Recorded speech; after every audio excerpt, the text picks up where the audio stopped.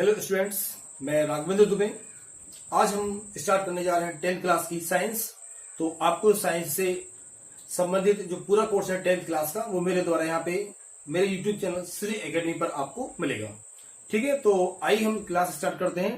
आज का हमारा पहला अध्याय, जिसका भी नाम है रासायनिक अभिक्रियाएं एवं समीकरण। 10th क्लास का हमारा ये फर्स्ट चैप्टर है, रासायनिक अभिक्रियाएं एवं समीकरण।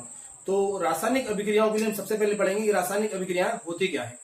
हम लोगों ने 9th क्लास में भी पढ़ा है कि जब भी रासायनिक अभिक्रिया होती है तो अभिकारक आपस में मिलकर उत्पाद का निर्माण करते हैं। तो रासायनिक अभिक्रिया हम किसे कहेंगे? तो हम जानते हैं कि जब भी दो या दो से अधिक पदार्थ मिलकर दो या दो से अधिक जब नया पदार्थ बनाते हैं तो यह पूरी जो प्रक्रिया है इसको हम रासायनिक अभिक्रिया कहते हैं। तो देखेंगे हम लोग कि रासायनिक अभिक्रिया क्या है। स्टूडेंट्स ध्यान से देखेंगे आप लोग, रासायनिक अभिक्रिया हम किसको कहेंगे? दो या दो से अधिक पदार्थ मिलकर, ठीक है ना, आपको ध्यान रखना है कि दो या दो से अधिक पदार्थ मिलकर एक या एक से अधिक नए पदार्थ का जब निर्माण करते हैं, ठीक है, तो ये रासायनिक अभिक्रिया कहलाती है। क्लियर हो रहा होगा आपको स्टूडेंट्स, राइट? तो रासायनिक अभिक्रिया किसे कहेंगे हम? दो या दो से अधिक पदार्थ मिलकर जब दो पदार्थ आपस में मिलेंगे, दो पदार्थ आपस में मिलने के बाद या तो एक पदार्थ बनाएंगे या दो बनाएंगे या दो से ज्यादा भी बना सकते हैं, तो एक या एक से अधिक नए पदार्थ का निर्माण करते हैं, इसे हम रासायनिक अभिक्रिया कहते हैं। ठीक है, तो आप लोग देखेंगे जैसे मान लीजिए कि हाइड्रोजन और ऑक्सीजन से जल का निर्माण। ठीक है, हम जानते हैं कि हाइड्रोजन और ऑक्सीजन मिलती है तो क्या बनता है? वाटर बनता है, H2 बनता है। तो ये क्या है? एक यहाँ पे हम कह सकते हैं यह क्या है? एक रासायनिक अभिक्रिया है। ठीक है ना, आप लोग जानते हो कि जब क्या हाइड्रोजन और ऑक्सीजन मतलब H2 और O, जब यहाँ से हाइड्रोजन और ऑक्सीजन मिलता है तो क्या बनता है? एक नए पदार्थ का निर्माण होता है, जल बनता है। इसे हम रासायनिक अभिक्रिया कहते हैं। ठीक है, देखिए रासायनिक अभिक्रिया से क्या क्या होता है, आप अच्छे से समझ लीजिए कि रासायनिक अभिक्रिया से क्या क्या होगा। रासायनिक अभिक्रिया से आपको ध्यान रखना है कि सबसे पहले अवस्था में परिवर्तन होता है। ठीक है, भौतिक अवस्थाएं होती है, तो यहाँ से आप देख पा रहे हैं अवस्था में मतलब ठोस, द्रव और गैस की बात करेंगे तो इनकी अवस्थाओं में चेंजेस आ जाते हैं। कैसे? हाइड्रोजन हम लोग जानते हैं कि हाइड्रोजन क्या है? गैस है। ऑक्सीजन क्या है? गैस है। लेकिन जल, वाटर क्या है? लिक्विड है। क्या है? ये लिक्विड है। तो यहां से हमने देखा कि क्या बना, पहले इनकी अवस्था थी तो वो कैसी थी? गैस थी, और क्या बन गया? लिक्विड बन गया। तो क्या हुआ? अवस्था में परिवर्तन हुआ। क्या हुआ? अवस्था में परिवर्तन हुआ। सेकेंड हम देखें रंग में परिवर्तन। जब भी रासायनिक अभिक्रिया होती है और एक नए पदार्थ का निर्माण होता है तो बहुत सारी अभिक्रियाओं में क्या होता है? रंग में भी परिवर्तन होता है, टेम्परेचर में परिवर्तन होता है और गैस का उत्सर्जन भी होता है। आगे चल के हम इसी चैप्टर में पढ़ने वाले हैं ऊष्माक्षेपी और ऊष्माशोषी अभिक्रियाएं। तो ऐसी रासायनिक अभिक्रियाएं जिनमें गैसों का उत्सर्जन होता है ऊष्माक्षेपी अभिक्रियाएं कहते हैं। तो समझ में आया होगा आपको, ये रासायनिक अभिक्रिया है। जब कभी दो या दो से अधिक पदार्थ मिलकर एक या एक से अधिक नए पदार्थ का निर्माण करते हैं तो इसे हम रासायनिक अभिक्रिया कहते हैं। रासायनिक अभिक्रिया से क्या होता है? उनकी अवस्थाओं में परिवर्तन होता है, उनके रंग में परिवर्तन होता है, ठीक है, तापमान में परिवर्तन होता है और गैसों का उत्सर्जन होता है। तो ये चार हम कह सकते हैं कि लक्षण होते हैं रासायनिक अभिक्रियाओं के। आपको अच्छे से समझ में आ गया होगा। ठीक है, अब देखिए हमारे दैनिक जीवन में होने वाली रासायनिक अभिक्रियाएं कौन कौन सी? डेली रूटीन में हम देखते हैं कि कौन कौन सी केमिकल रिएक्शंस डेली हमारे लाइफ में होती हैं। सबसे पहले हम देखते हैं कि भोजन का पाचन। आप लोग जानते हैं, हम आगे पढ़ेंगे कि भोजन का पाचन जो होता है 5 चरणों में होता है। पाचन तंत्र को भी पूरा पढ़ेंगे। तो मुख गुहा से हम भोजन प्रारंभ करते हैं, तो भोजन अंदर जाके पच जाता है। तो भोजन का पाचन भी क्या है? एक रासायनिक अभिक्रिया है। ठीक है, श्वसन, हम जो सांस लेते हैं, ठीक है, श्वसन जानते हैं आप लोग, पढ़ेंगे हम। अंदर श्वसन 2 प्रकार होते हैं इसके, तो पूरा निश्वसन और श्वसन। तो श्वसन क्या है? एक रासायनिक अभिक्रिया है। लोहे पर जंग लगना, यह भी क्या है? एक रासायनिक अभिक्रिया है। ठीक है, आगे चल के पूरा पढ़ने वाले हैं। और दूध से दही का बनना, लैक्टोबैसिलस जीवाणु से दूध जो है वो दही में परिवर्तित हो जाता है। तो ये हम डेली रूटीन में देखते हैं रासायनिक अभिक्रियाएं जो हम पढ़ रहे हैं देखते हैं। तो उम्मीद है स्टूडेंट्स आपको रासायनिक अभिक्रिया समझ में आ चुकी होंगी कि रासायनिक अभिक्रिया हम किसे कहते हैं। आप फिर से एक बार देख सकते हैं इसको पूरे को, आपको मेरे साथ आप लोग नोट करते हुए चलेंगे। आपके बेहतरीन नोट्स आपके पास होंगे, यकीन मानिए 100% मार्क्स आपके साइंस में आने वाले हैं। पर डे आप मेरे वीडियो को देखेंगे और नोट्स अच्छे से बनाते चलेंगे। तो रासायनिक अभिक्रिया की परिभाषा समझ में आ गई होगी आप लोगों को। दो या दो से अधिक पदार्थ मिलकर एक या एक से अधिक नए पदार्थ का निर्माण करते हैं, रासायनिक अभिक्रिया कहलाती है। हाइड्रोजन और ऑक्सीजन से जल का निर्माण। क्लियर है? रासायनिक अभिक्रिया से अवस्था में परिवर्तन होता है, रंग में परिवर्तन होता है, टेम्परेचर में परिवर्तन होता है और गैसों का उत्सर्जन होता है। दैनिक जीवन में होने वाली जो रासायनिक अभिक्रिया हम देखते हैं, भोजन का पाचन है, श्वसन है, लोहे पर जंग लगना है और दूध से दही बनना है। अब आप आपकी 10th क्लास की जो बुक देखेंगे तो आपको 3 क्रियाकलाप वहां पे दिए हुए हैं। तो वो भी क्या है, रासायनिक अभिक्रियाओं के उदाहरण, जैसे मैग्नीशियम रिबन होता है, ऑक्सीजन की उपस्थिति में जलता है और सफेद कलर का जो है चूर्ण बना लेता है, एक रासायनिक अभिक्रिया है। ठीक है, व्हाइट कलर, जब आपको मैं इसी वीडियो के माध्यम से ये प्रैक्टिकल भी करके दिखाने वाला हूं, तो आप जब देखेंगे तो जो रिबन होता है उसको अभिक्रिया के बाद में व्हाइट जो पाउडर उसमें कन्वर्ट हो जाता है, मतलब क्या हुआ, रंग में परिवर्तन हो जाता है। एक और क्रियाकलाप आपकी बुक में दिया हुआ है, आप देखेंगे कि जो जिंक होता है, अगर मान लीजिए जिंक की HCl के साथ रिएक्शन करेंगे, ये जो बहुत सारे तीनों क्रियाकलाप आपके दिए हैं, ये भी रासायनिक अभिक्रियाओं के उदाहरण हैं। ठीक है स्टूडेंट्स, उम्मीद करता हूं कि आपको समझ आया होगा। आप ये पूरा स्क्रीनशॉट लेके इसको नोट कर लीजिए। अब हम पढ़ेंगे रासायनिक समीकरण। अब हम लोग पढ़ने वाले हैं रासायनिक समीकरण। आइए देखते हैं क्या होता है रासायनिक समीकरण। तो रासायनिक अभिक्रिया हम लोग पढ़ चुके हैं। रासायनिक अभिक्रिया में हमने देखा कि एक या एक से अधिक पदार्थ या दो से अधिक पदार्थ एक या एक से अधिक नए पदार्थ का निर्माण करते हैं, उसे हम रासायनिक अभिक्रिया कहते हैं। रासायनिक समीकरण क्या होता है, देखेंगे कि रासायनिक अभिक्रिया को ध्यान से देखिए, बहुत सरल है। रासायनिक अभिक्रिया को रासायनिक समीकरण द्वारा व्यक्त किया जाता है। जो रासायनिक अभिक्रिया है उसी को हम किसके द्वारा, रासायनिक समीकरण के द्वारा व्यक्त करते हैं। अभिक्रिया में अभिकारकों और उत्पादों को संकेत द्वारा दर्शाया जाता है। समझ में आ गया आपको कि जो रासायनिक अभिक्रिया है, उस रासायनिक अभिक्रिया में जो अभिकारक होते हैं और जो उत्पाद होते हैं, उनको हम कुछ विशिष्ट संकेतों के द्वारा दर्शाते हैं, जिसे हम रासायनिक समीकरण कहते हैं। तो देखेंगे आप लोग, जैसे मान लीजिए कि किसके द्वारा, अभिकारक और उत्पाद समझते हैं। तो अगर मान लीजिए मैं कोई रासायनिक अभिक्रिया यहाँ पे लिखता हूँ, ओनली फॉर एग्जाम्पल, आप देखिए अच्छे से कि अगर उदाहरण के लिए हम समझें कि यहाँ पे H2 और प्लस यहाँ पे O, ठीक है, तो यहाँ पे ये क्या है, हाइड्रोजन है, यहाँ पे क्या है, ये ऑक्सीजन है, और इनसे मिलकर क्या बन गया, यहाँ पे अगर ये H2O बन रहा है, मतलब जल बन रहा है। तो आप देखेंगे जब भी हम रासायनिक अभिक्रिया लिखते हैं तो हमारे ये कौन सा भाग है, ये हमारा लेफ्ट हैंड साइड है और ये हमारा कौन सा है, राइट हैंड साइड है। आपको अच्छे समझना है कि किसी भी रासायनिक अभिक्रिया में जो लेफ्ट हैंड साइड होता है, मीन्स जो लेफ्ट साइड होगा, उल्टे हाथ की तरफ होगा, उसे हम बोलते हैं अभिकारक। याद रखिए आप लोग, उसे हम क्या बोलेंगे, उसे बोलेंगे अभिकारक। और एरो के बाद में, तीर के बाद में जो राइट हैंड साइड पदार्थ बनता है, उसे हम बोलते हैं उत्पाद। याद रखना आपको, ये होता है रिएक्टेंट और ये होता है हमारा प्रोडक्ट। ठीक है, तो ये क्या हो जाएगा हमारा, ये हो जाएगा हमारा प्रोडक्ट। समझ में आ रहा होगा आपको अच्छे से। तो ध्यान रखिए कि अभिक्रिया में अभिकारकों और उत्पादों को संकेतों के द्वारा दर्शाया जाता है।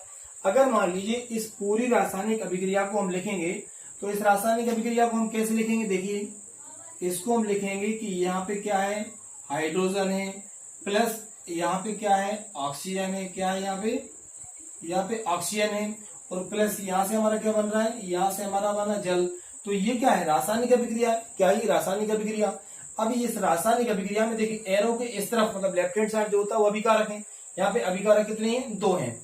तो इन अभिकारकों और इस उत्पाद को हम कुछ सूत्र के द्वारा दर्शाते हैं, संकेत के द्वारा दर्शाते हैं, तब इसे बोलते हैं रासायनिक समीकरण। मान लीजिए हाइड्रोजन को हमने क्या लिख दिया, H2 प्लस ऑक्सीजन को लिखा हमने O, क्लियर है, और जल को हमने लिख दिया H2O। तो ये रासायनिक अभिक्रिया है और ये क्या हो गया, रासायनिक हमारा समीकरण। मतलब बहुत सरल है, आप बच्चे समझ सकते हैं कि किसी भी रासायनिक अभिक्रिया को सूत्र या संकेतों के माध्यम से दर्शाते हैं तो उसे हम रासायनिक समीकरण कहते हैं। उम्मीद है स्टूडेंट्स आपको ये बहुत अच्छे से समझ में आ रहा होगा। ठीक है, तो यहां से हम देख सकते हैं, तो हमने क्या देखा कि ये हमारा रासायनिक समीकरण है। जैसे मान लीजिए आपकी बुक में दिया हुआ है, मैंने आपको बताया था कि हम क्या करते हैं कि मैग्नीशियम रिबन को क्या करते हैं, ऑक्सीजन की उपस्थिति में हम उसे गर्म करते हैं, जिससे हमें सफेद चूर्ण प्राप्त हो जाता है। तो अगर हम इसी को लिखें तो देखिए हम क्या लिखेंगे कि मैग्नीशियम रिबन, आप अच्छे समझें, हम क्या लिखेंगे इसको, मैग्नीशियम रिबन। मैग्नीशियम रिबन इसे किसकी उपस्थिति में जलाएंगे हम, ऑक्सीजन की। ठीक है, इसको हमने ऑक्सीजन की उपस्थिति में जला दिया तो क्या बना, हमें इसका एक सफेद चूर्ण बन रहा है। ठीक है, मैग्नीशियम ऑक्साइड का। ठीक है, डायरेक्ट हम लिख सकते हैं मैग्नीशियम ऑक्साइड। क्या बना, मैग्नीशियम ऑक्साइड बना।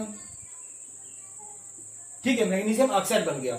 अब इसको जब हम संकेतों के द्वारा लिखेंगे तो समझ सकते हैं। अब मैग्नीशियम, तो इसका सूत्र होता है Mg प्लस इसका क्या हो जाएगा O2, और इससे क्या बनेगा हमारा MgO बन जाएगा। तो ये होगा हमारा रासायनिक समीकरण। Clear students? चलिए आगे देखते हैं एक चीज और आपको। अब देखो आप, एक हमारा जो ये हमारा रासायनिक समीकरण है, क्या ये हमारा रासायनिक समीकरण, लेकिन हम इसको एक चीज और आप बहुत अच्छे समझिए कि हमारा जो रासायनिक समीकरण है वो संतुलित होना आवश्यक है। रासायनिक समीकरण के संतुलित होने से क्या मतलब है समझिए। संतुलित होने से मतलब है कि ये जो अभिकारक हैं और उत्पाद हैं, इनमें दोनों तरफ जो भी सूत्रति होती है, जो भी तत्व रहते हैं, उनकी मात्रा जो है वो बराबर होना जरूरी है। हम देख पा रहे हैं क्या यहाँ पे हमारे अभिकारक और उत्पाद की मात्रा बराबर है। देखते हैं, मैग्नीशियम जहां कुछ नहीं होता वहां 1 होता है, तो यहाँ पे मैग्नीशियम कितना है 1 है। ऑक्सीजन कितनी यहाँ पे 2 है, और यहाँ पे मैग्नीशियम कितनी है 1 है। ऑक्सीजन यहाँ पे कितनी है केवल 1 है। तो ये हमारा जो रासायनिक समीकरण है ये कैसा हुआ हमारा, ये हुआ हमारा असंतुलित। ये हमारा रासायनिक समीकरण कैसा हो गया, ये हुआ हमारा असंतुलित। ठीक है, तो हमें रासायनिक जो हमारी अभिक्रिया होती है, रासायनिक समीकरण है, उनका संतुलन होना बहुत जरूरी है। ठीक है स्टूडेंट्स, तो अभी तक हम लोगों ने रासायनिक अभिक्रिया और रासायनिक समीकरण को हम लोग पढ़ चुके हैं। अब आपको ध्यान रखना है किसी भी रासायनिक अभिक्रिया को, किसी भी रासायनिक समीकरण को हम संतुलित कैसे करते हैं ये देखते हैं। तो यहाँ पे देखिए एक उदाहरण मैं आपको देता हूँ कि मान लीजिए एक कोई रासायनिक अभिक्रिया है। पहले आप लोग चाहे तो इसको अच्छे से नोट कर सकते हैं आप लोग। ठीक है, अब मान लीजिए एक एग्जाम्पल मैं आपको यहाँ पे देता हूँ कि मान लीजिए यहां से हमने क्या किया, आयरन जो होता है, आयरन का हमारा सूत्र क्या है Fe। क्या होता है स्टूडेंट्स Fe। अगर मान लीजिए अभी आपको मैंने बताया था कि डेली रूटीन में हम जो देखते हैं लोहे पर जंग लगना, अगर मान लीजिए यहाँ पे आयरन है और इस पे अगर H2O की रिएक्शन हुई, मतलब लोहे पे क्या कर रहा है पानी। ठीक है, अगर इनकी अभिक्रिया यहां से होती है तो इससे क्या बना, मान लीजिए हमारा आप देख पा रहे हैं कि यहां से Fe और H2 ने रिएक्शन की, तो यहां से क्या बना हमारा, मान लीजिए यहाँ पे देखें Fe2O3 प्लस H2। क्लियर है। अब आप ये देखिए क्या ये रासायनिक समीकरण जो है ये संतुलित है। देखें आप इसको अच्छे से। ठीक है, Fe प्लस क्या हुआ H2, क्या हमारा रासायनिक समीकरण अभी संतुलित है। चलिए मान लीजिए इसको आप यहाँ पे Fe3 और यहाँ पे O4 कर लीजिए। अच्छा, यहाँ पे हमने क्या किया Fe3 और O4 ये H2, क्या हमारा रासायनिक समीकरण संतुलित है। हमें कैसे पता चलेगा, तो हम दोनों तरफ इनकी तुलना करते हैं। अब यहाँ से Fe को देखेंगे तो हमारे पास Fe कितने हैं 1 है, और यहाँ से Fe हमारे पास कितने हैं 3 है। मतलब ये हमारा रासायनिक समीकरण संतुलित नहीं है। हाइड्रोजन हमारे पास 2 है यहाँ पे, और यहाँ भी 2 है, तो ये संतुलित है। ऑक्सीजन यहाँ पे 1 है, लेकिन यहाँ पे कितनी है 4 है, तो ये हमारा रासायनिक समीकरण संतुलित नहीं है। अब हमें क्या करना पड़ता है, आपको ध्यान रखना है कि दोनों तरफ जिसकी भी संख्या सबसे ज्यादा है हम उसको देखते हैं। ठीक है ना, हम क्या करेंगे, तो यहां से देखेंगे आप Fe 1 है, यहाँ पे 3 है, हाइड्रोजन 2 है, यहाँ पे 2 है, ऑक्सीजन यहाँ पे कितनी है 1, और यहाँ पे कितनी है 4 है। तो जिसकी भी संख्या सबसे ज्यादा होती है पहले हम उसको देखेंगे। तो अच्छा, और सरल तरीका आप चाहे तो इसको पहले बॉक्स में भी बंद कर सकते हैं। ठीक है, इस तरीके से क्या कर सकते हैं आप, इनको पहले आप किसी भी बॉक्स में बंद कर सकते हैं।